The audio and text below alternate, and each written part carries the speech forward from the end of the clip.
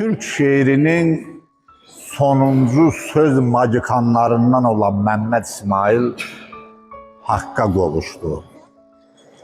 Yəqin ki, sağlığında ruhu dolaşan Tanrı dağlarında addımlarını daha qətiyyətlə atır. Yeri, urvatı ucadadır orada. Çünkü ömrü boyu o həqiqətə xidmət edib Məhəmməd İsmail. Türk böyüklüyünə, haqqın ucalığına, ilk gündən ədəbiyyata atıldığı ilk gündən həyatı mübarizələrlə keçib. Ta sonuncu son gününə qədər mübarizələrin içində olur. Zərrə qədər çəkinməyib, zərrə qədər geriyə bir addım atmayıb. Bu kişidə, bu Türk kişisində nə qorxu var idi, nə nəyinsə tərqinə varmaq var idi, nə uşaq var idi, nə ev dərdi var idi, nə sabaha nəyinsə umacağı var idi. Elə bütün şax ömrünü yaşayırdı. Şeirləri başdan başa için ucalığının ifadəsidir. Keçən əsrin 80-90-cı illərində şair Qarabağda, şair Göyçədə özünü el üçün verən şəhidlər, mən şair deyiləm, atam, qardaşım, məşhur şeiri çap olunanda, ilk oxuduğum anda inan ki, elə bil içim oynadı. Elə bil ki, sözdən divar kəsən, daş kəsən şairin misraları adamın ürəyinə, alnına top lüləsi kimi dəyir. Bununla bərabər şair özünün şair olmadığını deyir. Əslində o şair sözünün mahiyyətini izah eləyirdi. Şair kimdir? Şair nə etməlidir bu yurdun, bu millətin, bu haqqın yolunda, bu taftanan torpağın 7 yerdən zavala gələn yurdun yolunda şair nə etməlidir? O şeirin təsirinlə içim oynadı, bir-iki misra yazdım. Yer yerindən qopdum Məhəmməd İsmail. Qurudum yerimdə göyüm böyüdü. Qısılıb qalmışdım bir ev küncünə, ocağım böyüdü, öyüm böyüdü. Böyüdü gözümdə qarışqa insan, böyüdü payızı, böyüdü qışı. Məni qoymadınız şair olmağa, mən şair deyiləm, atam, qardaşım. Mən şair deyiləm, atam, qardaşım deyəndə onun uca hayqıran əzəməti hönkürür. O misraların, o sözlərin arxasından. Elə şair idi, şair gəlmişdi, şair ömrünü yaşadı və şair kimi dünyasını dəyişdi. Haqqa qovuşdu. Yerin rahat, ruhun rəvan olsun Məhəmməd bəy.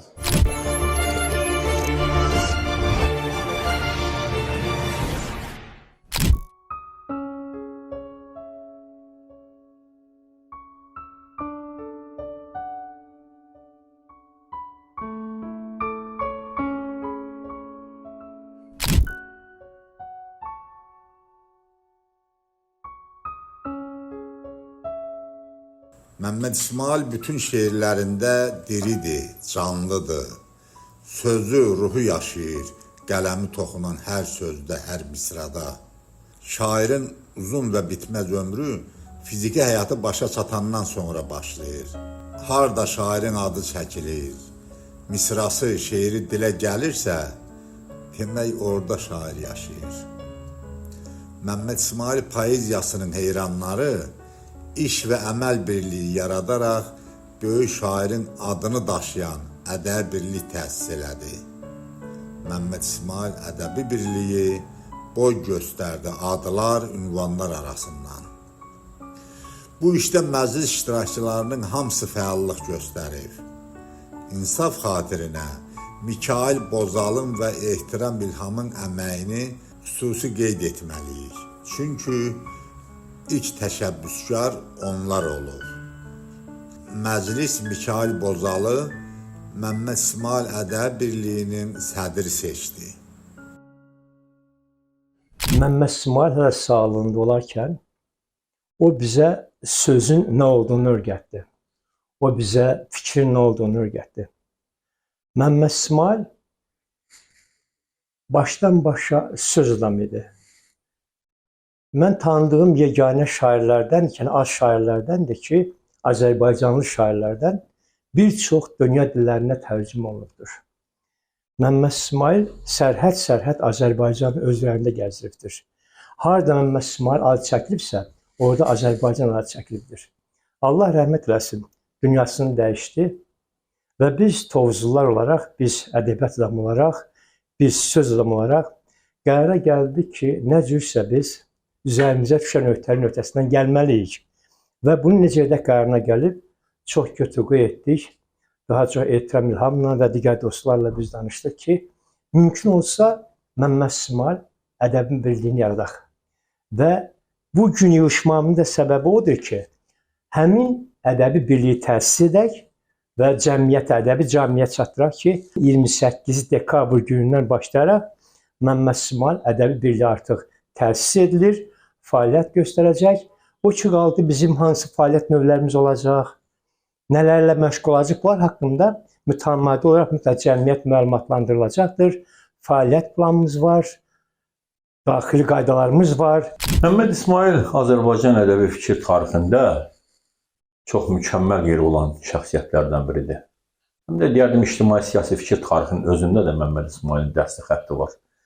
Məmməd İsmail öz sağlığında özünə heykəl qoyub getmiş adamdır və bu ədəbi birliyi özü vaxtilə aparırdı. Respublikada böyük bir ədəbi birliyi aparırdı. O birlikdən bu gün Azərbaycanda fəaliyyət göstərən nə qədər tanınmış adamlar varsa, hamısı o birliyin yetirmələridir. Mən özüm də o birliyə gedib gəlmişəm. Məmməd İsmail Azərbaycan televiziyasına rəhbərlik etdiyi bir il müddətində xeyli işlər gördü. Mən hesab edirəm ki, mən həmişə bir sözüm var, ruhunu sazlaşdırdı. Onun adına saz havası gətirdi, saz havasına köçlədi və milləti öz ruhunda dindirdi. Gənclik jurnalı buraxdı və Gənclik jurnalında da hesab edirəm ki, Azərbaycan ədəbi mühitini tamamilə təmsil edə bildi və təmərküzləşdirməyi bacardı. Ona görə belə bir birliyin təsis edilməsi yerinə düşən və tarixi haqqını verməyimiz kimidir biz tərəfimizdən. Belə bir birliyin yaradılması çox gözəl və dəyər verəcək. Məmməd İsmail nə qədər sözə dəyər verirsə, mən hesab edirəm ki, onun adına yaradılmış bir birlik də sözə o qədər dəyər verəcək, millətə o qədər dəyər verəcək, saza o qədər dəyər verəcək və millətin ruhunu özünə qaytaracaq. Bu çox gözəl bir işdir. Ancaq bunu alqışlamaq lazımdır və bu təşəbbüsdə bulunanların hər birini başda Mikail müəllim olmaqla öpürəm, bağrıma basıram. Gözəl işdir, Allah xeyirli uğurlu eləsin. Məmməd İsmail 20-ci əsrin sonu, 21-ci əsrin əvvəli tək Azərbaycan yox, Türk poeziyasında ən uca zirvələrindən birini özünə haqq etmiş böyük bir qələm adamıdır. Mircəlalın Səməd Vurğun haqqında bir fikri var, deyir, Səməd Vurğun əlinə qələm alandan kağız korlamadı. Həmin fikri Məmməd İsmailə də aid etmək olar. Məmməd İsmail böyük şairi ilə yanaşı həm də çox ləyaqətli bir vətəndaş olub. Tarixin ən çətin devrini yaşadığı devirdə məmləkətimizin öndə gedən ziyalıların biri də oldu. Məmməd İsmailin uzun illər böyük bir həyat yaşadı, 86 yaş keçən il dünyasını dəyişdi. Məmməd İsmail o şairlərdəndir ki, adı həmişə xatırlansın, həm cəmiyyətdə, həm xüsusilə poeziya sevənlər, şeir sevənlər arasında. 70-ci illərdə Respublika Gənclər Ədəbi Birliyi var idi. Rəhmətli Vaqif İbrahim qəzaya düşüb dünyasını dəyişəndən sonra həmin birliyə Məmməd İsmail rəhbərlik etdi. Azərbaycanın sonradan çox möhtəşəm, böyük şairləri xeyli hissəsi də məsələn ədəbi birlikdən çıxmışdı. Onların hər birində bizim poeziyamızda, şeirimizdə öz halal yerləri toxunulmaz haqları var. Bu ədəbi birlikdə həm Məmməd İsmailin xatirəsini yaşatmaq baxımından, həm də həmin gənc, xüsusilə gənc ədəbi qüvvələri türk ruhuna bağlı, milli düşüncəni yaşadan qələm adamlarının sevə-sevə gələcəyi, yarışacağı bir yer olacaq. Allah rəhmət eləsin Məmməd İsmayıla. Azərbaycan ədəbiyyatında öz yeri, öz imzası olan bir şairdir. Bugün də Mikail Bozala mən təşəkkürümü bildirirəm ki, elə ilin sonunda təzə ilə bu uğurlu bir işlə başladı.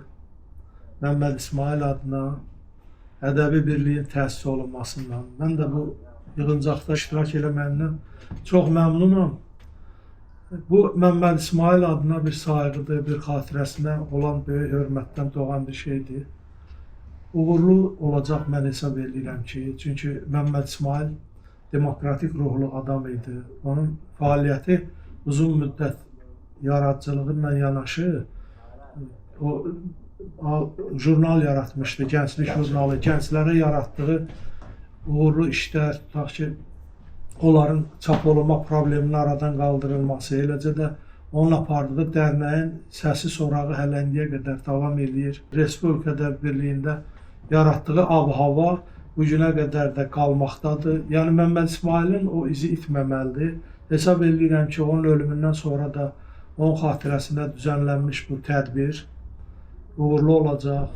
Eləcə də gənclərin ictimai həyatında, ədəbi həyatında mükəmməl bir iş kimi ortaya qoyulacaqdır. O böyük Türk şairinlə mənim ilk tanışlığım 1974-cü ilə təsadüf eləyir. O zaman Musa Musayevin baş redaktoru olduğu Həqiqət qəzeti çıxırdı Tovuz rayonunda. İstiya günlərin birində Məmməd İsmayıl oraya qonaq gəlmişdi. Mən onunla tanış elədi, rəhmətli ilə. Sonra iş elə gətirdi ki, o böyük sənətkarla mən həm gənclik jurnalında bir yerdə işləməli oldum. Sonra da Azərbaycan televiziyasına rəhbərlik etdiyi dövrdə. Bayaq Ayaz Arabatçı qardaşımız qeyd elədi, doğrudan da gözəl bir təşəbbüsdür. Bir məqamı da diqqətinizə çatdırmaq istəyirəm ki, uzun müddət Tovuzun rayon qəzetində, Həqiqət qəzetində Aşıq Hüseyn Bozalqanlı adına bir ədəbi məclis oldu, dərnək oldu. Onun rəhbəri, sonuncu rəhbəri İsa İsayev idi. Murad Şöynəqalı da xatırlaya bilər. Səhv eləmirəmsə o da oraya getmişdi. Məhrəm Qasım da o məktəbdən çıxıb. Elə Məmməd İsmayılın özü də həmin ədəbi İsa İsayev idi. İsa Cavadoğlu sonradan elədi. Mən alqışlayıram doğrudan da çox gözəl təşəbbüsdür ki, Mikail Bozalqanlı sadəcə olaraq o ənənəni davam elətdirir, o ədəbi məktəbin yolunu davam elətdirir və o ədəbi məktəbin indi Bakı şəhərinin Məmməd İsmayılın adını daşıması da böyük bir fəxrdir. Bir məqam da demək istəyirəm ki, bəlkə də indi gələcəkdə bizim də əlimizdən nə kömək gəlir söz sarıdan, məsləhət sarıdan bu ədəbi birliyə, ədəbi məclisə, ədəbi dərnəyə dəstək olacaq.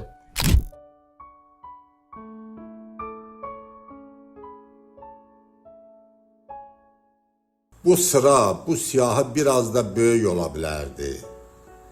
Bir papaq yelləsəydilər, çox Məmməd İsmayıl sevər, təşrif buyurardı sıralarımıza. İlk təşəbbüs kimi bəlkə də sayın az, sambalın çox olması daha yaxşıdır. Burada ön sırada olmalı adamlardan biri də Tovuz cəmiyyətinin təmsilçisi Çingiz Abbasov Tovuza səfər eləyir. Məmməd İsmayılın ev muzeyində müəyyən hazırlıq işləri aparır. O Çingiz Abbasov ki, vaxtilə Məmməd İsmayıllə çiyin-çiyinə Tovuz cəmiyyətinin əsasnaməsini hazırlayırdı. Bu işdə fəallıq göstərənlərin hər birinə minnətdarlıq düşür. İstər təsis məclisində olanlara, istərsə ürəyi burada olanların hər ikisinə. Şair kimi sevirik, ictimai xadim kimi sevirik, eyni zamanda Çanaqqala Universitetinin professoru kimi sevirik. Məmməd müəllimin Tovuzdan başlayan vətən sevgisi, vətən konsepti o qədər böyüyür ki, bütün Turanı əhatə edir. Məmməd müəllimin istəyir şeirləri olsun, istəyir onun gənclik jurnalı ilə böyüdük. Hər yaşımızın gəncliyidir. Dönə-dönə müraciət edirik. Azadlıq mücadiləsi deyirəm ki, elə o jurnaldan başladı. İlk dəfə mübarək bayrağımız jurnalın üz qabığında verildi, təsis olmadan öncə. Yəni Məmməd müəllimin şair kimi fəaliyyəti istəyir, müəllim kimi fəaliyyəti istəyir, İctimai xadim kimi fəaliyyəti əvəzsizdir, hər birimizə nümunədir. Bugün onun adına bir birliyin açılmağı çox gözəldir və düşünürəm ki, Məmməd müəllimi Azərbaycanın şairlərindən Turana, Türk dünyasına ilk cığır açan şairidir. Onun xatirəsi özü hər zaman qəlbimizdədir. Bəzən darıxırıq, qəribsiyirik. Onların evimizdə olan məclislərdən xatırlayırıq, onların o zarafatlarını. Birinə atama əmi deyirdi, biri o birinə qağa deyirdi. Gözəl nərdə oynamaqları var idi. Orada gözəl könül söhbətləri var idi ki, biz də onların o söhbətlərinin işığında desək yazmağa çalışmışıq. Məmməd müəllimin yaradıcılığında milli yaddaş, folklor motivləri, vətən sevgisi o qədər böyükdür ki, onu hər hansı bir sərhədə sığdırmaq olmaz. Mən bugün çox sevinirəm ki, ziyalımız Mikayıl müəllim belə bir təşəbbüs qaldırıb və bugün onun adına bir ictimai birlik və yaxud ədəbi birlik yaranır. Biz də burada iştirak etməyi özümüzə borc bilirik. Əlinə qələm alan, şeir yazan, ədəbiyyatda yeri olan hər bir insan birinci növbədə dürüstlük haqqında fikirləşir. Halal söz haqqında fikirləşir. Özündə bir məsuliyyət hiss eləyir. Yəni, belə deyək, Məmməd İsmailin özü sağlığında ədəbi birliklərin önündə gedib yaradıcısı olub və öz ətəyinə, öz qoltuğunun altına, şinelin altına çox ünlü söz adamları, ondan sonra gələnlər öndə gedən bir Məmməd İsmail olaraq, ondan sonra nə qədər gələn söz adamlarının himayədarı oldu. Mən Mikayıl Bozala birinci, bax bu ideya əmələ gəldiyinə görə ideyasına, onu və təkliflər varsa da o təklifin müəlliflərinə və nəhayət bu gözəl təşəbbüsü alqışlayıram. Eşq olsun, hər zaman yanındayıq. Sevgili Bozal, yanındayıq. Həm belə deyək, bu birliyin auditoriyasını böyütməkdə, onun halallığını qorumaqda yanındayıq. Özümüz də bütün düşüncəmizlə, məfkurəmizlə, qələmimizin gücü çatdığı qədər bir yerdəyik və Məmməd İsmailin ruhunu sevindirmək, şad eləmək bizim hamımızın müqəddəs borcumuzdur. Uğurlar əziz qardaş. Gözəl təşəbbüsü alqışlayıram. Mikayıl Bozalqanının bu nəinki Məmməd İsmaillə əlaqədar, ümumiyyətlə saza, sözə onun xüsusi münasibəti var. Bu camiyyədə öz çəkisi var. Mikayıl müəllimin bu cür gözəl addımları, yəni bu birinci deyil.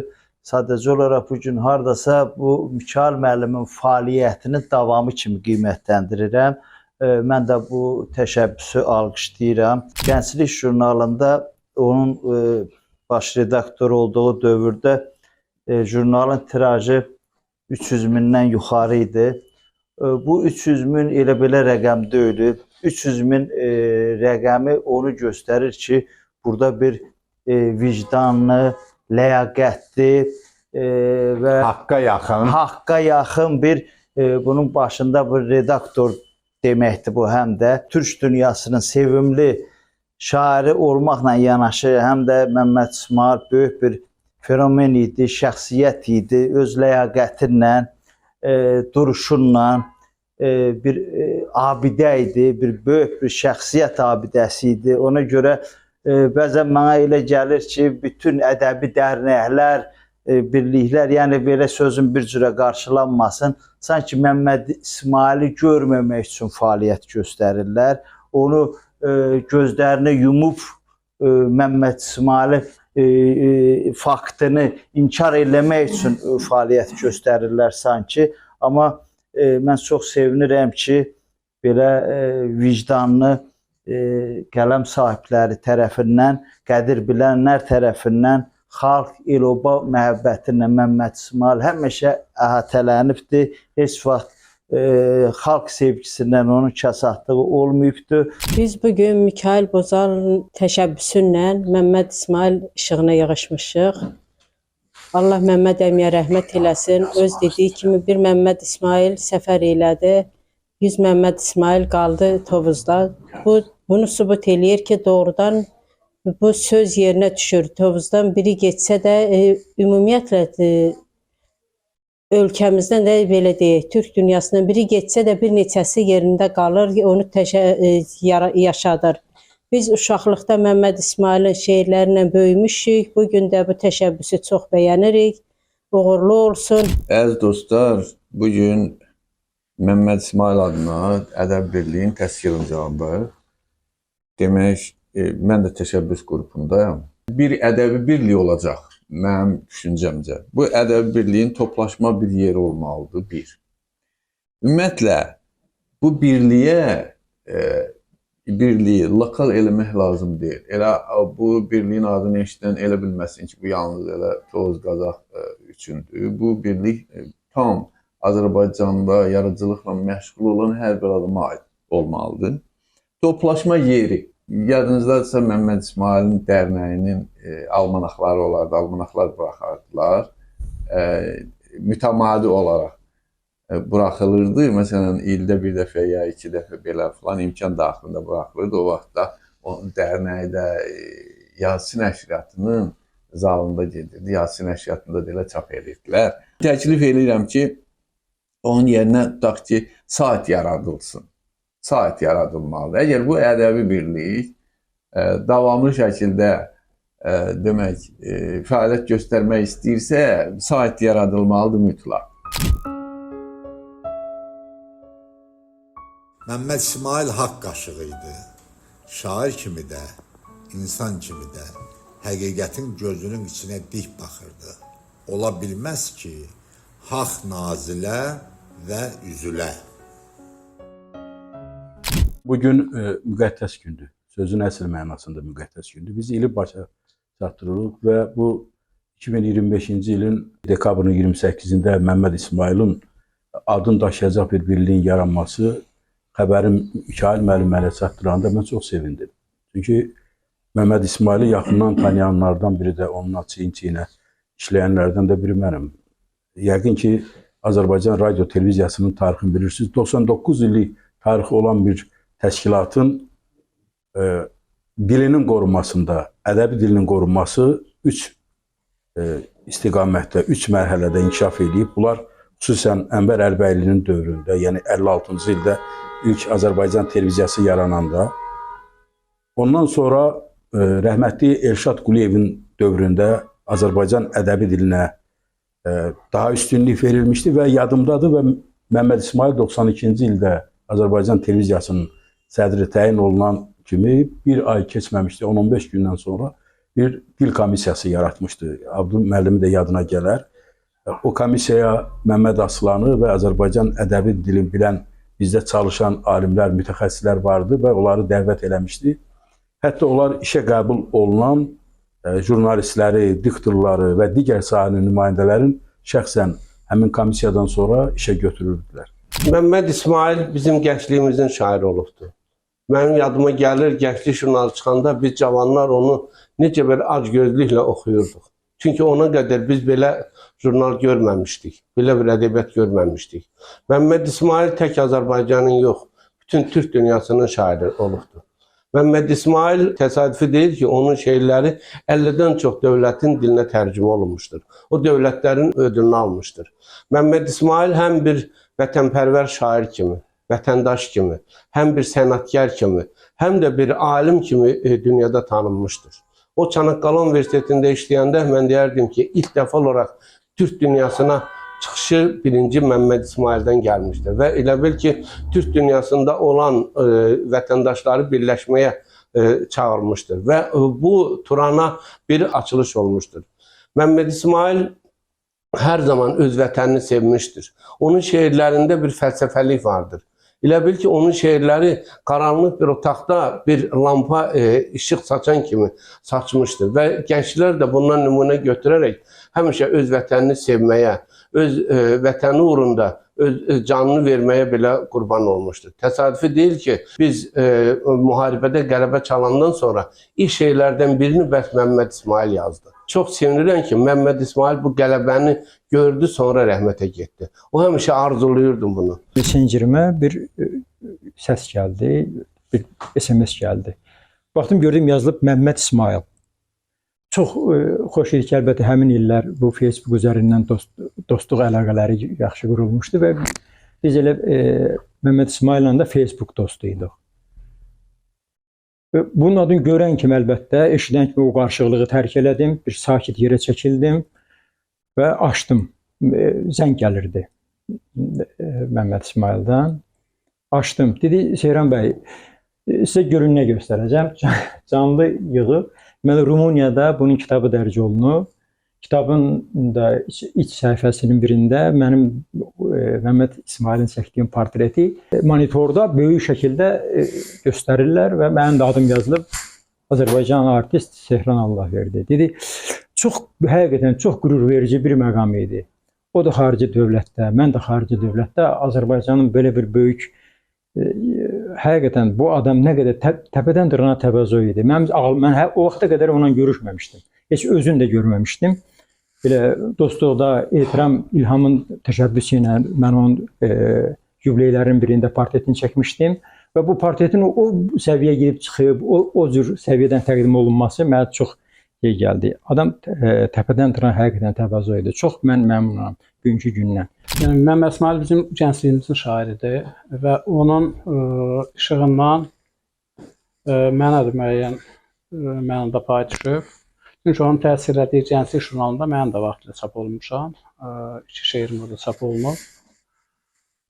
Və daha sonra Məmməd İsmail Türkiyəyə köçəndən sonra mən o vaxt ölkədən qıraqda çap olunmamışdım. Facebook'a bir Messenger'ə bir şeir göndərdilər. Aslında bir Türkiyədə bir jurnalın səhifəsi idi. Baxın, mənim şeirim oradadır. Maraqlanıb deyirlər, bu kimdir bunu çap elətdə, mən göndərməmişəm axı bunu. Mən sizi tanımıram, eləmirəm. Yəni, mən bilim dostum kimdir, düşmənim kimdir, nə? Belə bir maraqla. Qaçı biz bu nömrəni Məmməd İsmailə tapşırmışıq. Bu Məmməd İsmail tərtib edib bu nömrəni. Və çox Allah rəhmət eləsin, nur içində uysun. Yəni, adam ölkədən qıraqda çap olmamış bir adamın şeirini götürüb orada çap elətmişdi. O bizim həm də ağsaqqallıq, bizim ədəbiyyatımızın ağsaqqalı idi.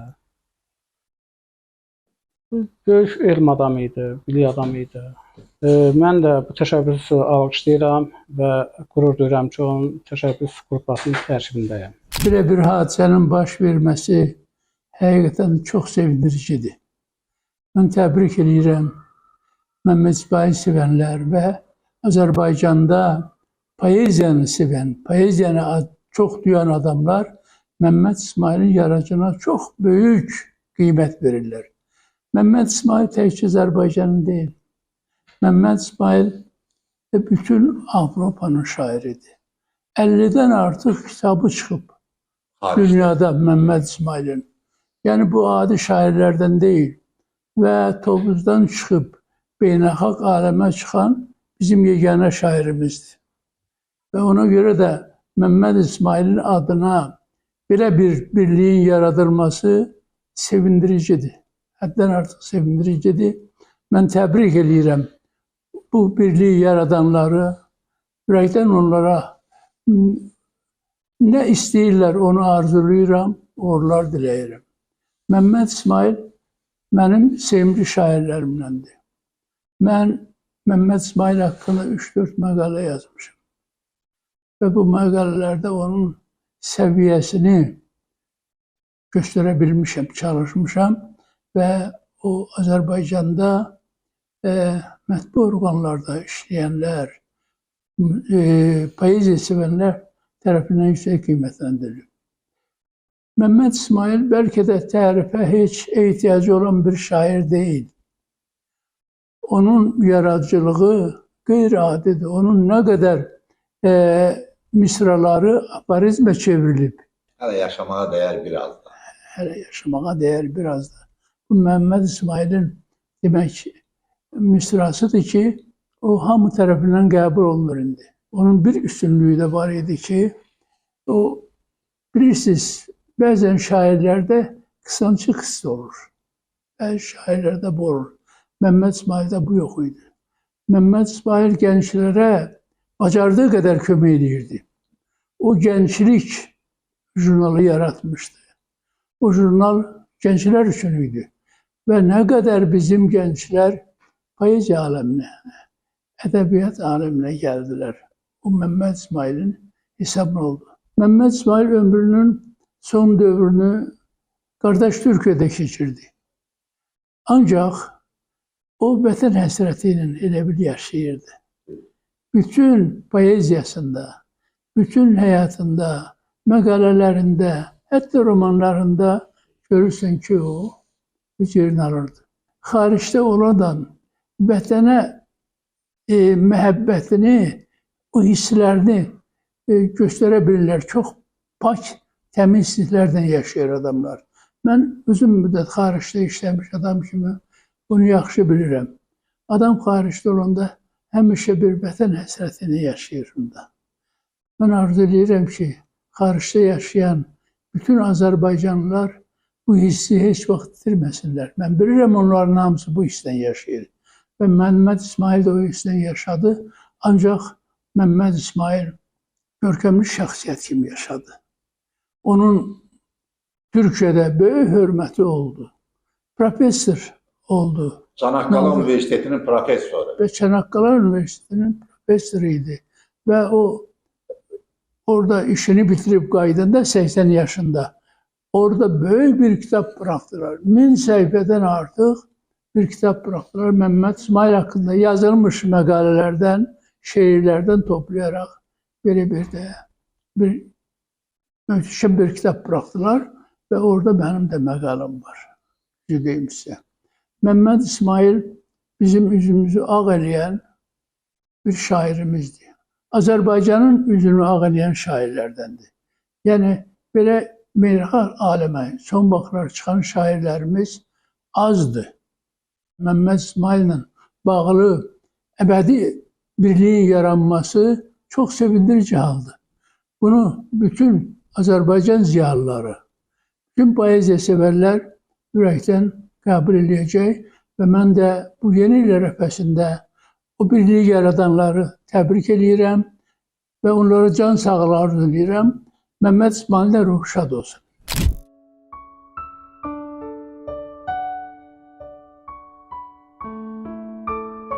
Adını soyadını təşəbbüs qrupu koydu. Ömrünü ulu yaradan versin. Verər inşallah. Çünkü hələ hər şeyin axırı deyil.